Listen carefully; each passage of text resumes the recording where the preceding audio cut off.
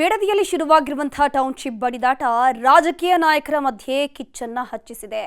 ಒಂದ್ ಕಡೆ ರೈತರು ಹೋರಾಟವನ್ನು ಮಾಡ್ತಾ ಇದ್ರೆ ಇನ್ನೊಂದ್ ಕಡೆ ರಾಜಕೀಯ ನಾಯಕರು ಜಂಗಿ ಕುಸ್ತಿಗಳಿಗಿಳಿದಿದ್ದಾರೆ. ಪರ ವಿರೋಧ ನಡೀತಿರೋ ಹೊತ್ತಲ್ಲಿ ನಾಳೆ ಬೃಹತ್ ಪ್ರತಿಭಟನೆ ನಡೆಯಲಿದೆ.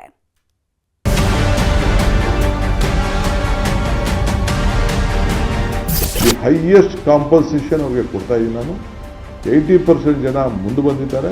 ಮುಂದೆ ಬರಲಿಲ್ಲ ಅಂದ್ರೆ ನಾನೇನು ಮಾಡೋಕ್ಕಾಗಲ್ಲ. ಕಾನೂನು ಏನಿದೆ ಕಾನೂನು ಪ್ರಕಾರ ಮಾಡ್ಬೋದು.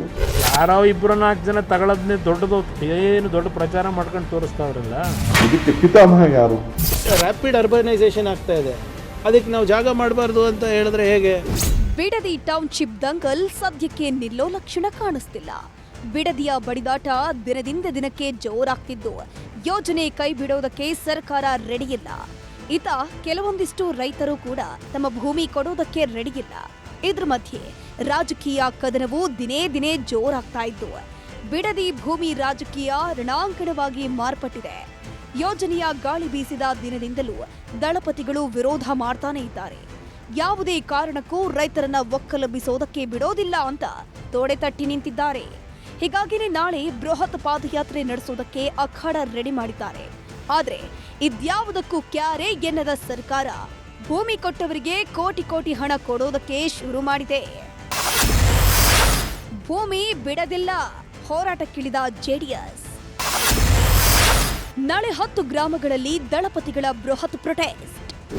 ಬಿಡದಿ ಟೌನ್ಶಿಪ್ ಯೋಜನೆ ವಿಷಯದಲ್ಲಿ ರೈತರಲ್ಲೇ ಅಪಸ್ವರ ಕೇಳಿ ಬರ್ತಿದೆ. ಕೆಲವರು ಸರ್ಕಾರದ ಯೋಜನೆ ಪರ ನಿಂತರೆ ಇನ್ನು ಕೆಲವರು ಸರ್ಕಾರದ ವಿರುದ್ಧ ಸಮರ ಸಾರಿದ್ದಾರೆ. ಹೀಗಾಗಿನೇ ಅಖಾಡಕ್ಕಿಳಿದಿರುವಂತಹ ಜೆಡಿಎಸ್ನ ನಾಯಕರು ಸರ್ಕಾರದ ವಿರುದ್ಧ ರಣಕಹಳೆ ಮೊಳಗಿಸಲು ಸಜ್ಜಾಗಿದ್ದಾರೆ. ನಾಳೆ ಬಿಡದಿಯ 10 ಹಳ್ಳಿಗಳಲ್ಲಿ ನಿಖಿಲ್ ಕುಮಾರಸ್ವಾಮಿ ಪಾದಯಾತ್ರೆ ನಡೆಸಲಿದ್ದಾರೆ. ಅತ ಜೆಡಿಎಸ್ ನಾಯಕರು ಪಾದಯಾತ್ರೆಗೆ ರೆಡಿ ಆಗ್ತಿದ್ರೆ ಈತ ಸರ್ಕಾರ ಕಾಸು ಕೊಡೋದಕ್ಕೆ ಶುರು ಮಾಡಿದೆ. ಬಿಡದಿ ಟೌನ್ಶಿಪ್ಗೆ ಭೂಮಿ ಬಿಟ್ಟುಕೊಟ್ಟವರಿಗೆ ಪರಿಹಾರದ ರೂಪದಲ್ಲಿ ನೀಡೋದಕ್ಕೆ ಪ್ರಾರಂಭಿಸಿದ್ದಾರೆ. ರಾಮನಗರದ ಕಂದಾಯ ಭವನದಲ್ಲಿರುವಂತಹ ಜಿಬಿಡಿಎ ಕಚೇರಿಯಲ್ಲಿ ಭೂಮಿ ಬಿಟ್ಟುಕೊಟ್ಟವರಿಗೆ ಚೆಕ್ ವಿತರಣೆ ಮಾಡಿದರು.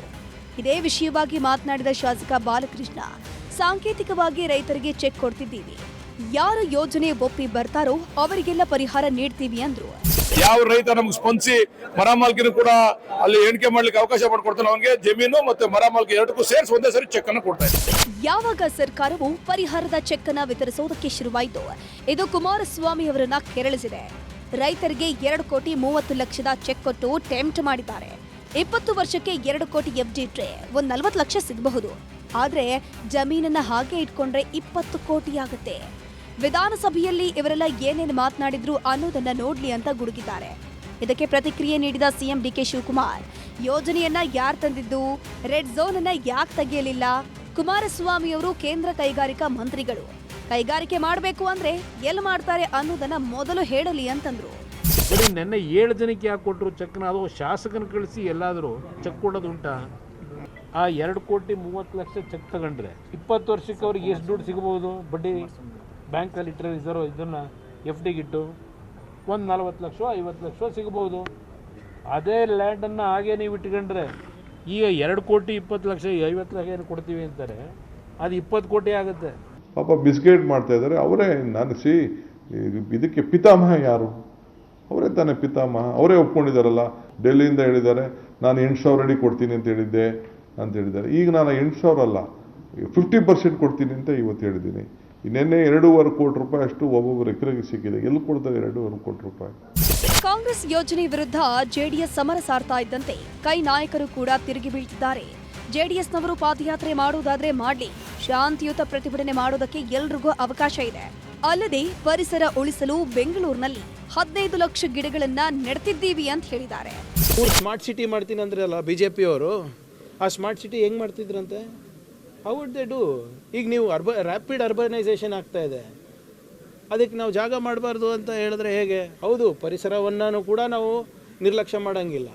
ಈಗ 15 ಲಕ್ಷ ಸಸಿಗಳನ್ನು ನಾವು ನೆಡ್ತಾ ಇದ್ದೀವಿ ಬೆಂಗಳೂರಿನಲ್ಲಿ ಮಾತ್ರ.